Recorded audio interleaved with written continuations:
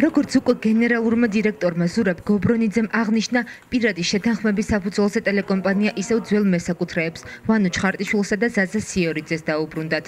Როგორც ბრიფინგზე აღინიშნა, თუ შეთანხმება არ შედგებოდა, ძველი მესაკუთრეების სასამართლო დავის გაგრძელებას აპირებდნენ. 2011 წლის 25 ნოემბერს დაუკავშირდნენ ბატონი რამაზ ნიკოლაიშვილი, თხოვნით, რომ ტელევიზია უნდა გადაფორმებულიყო. Azets მიიღეს სასტიკი უარი და 5 დეკემბერს ჩამოგვართვეს და დღესდღეობით სამართლიანობა აღდგა. ეს მინდა განვაცხადო. და ვის საფუძველზე აღდგა? დაგვიბრუნეს ჩვენი ტელევიზია. და ვის საფუძველზე დაგვიბრუნეს?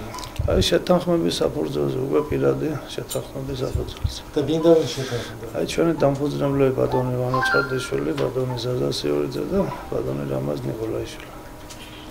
და სასამართლოში დავა აღარ გაგრძელებული იყო. გობრონიძის თქმით, საკადრო ცვლილებები გურიატივში არ იგეგმება და ტელევიზიის ახალი ხელმძღვანელობა კადრების დამატებასა და მატერიალურ-ტექნიკური ბაზის გაძლიერებაზე იქნება ორიენტირებული.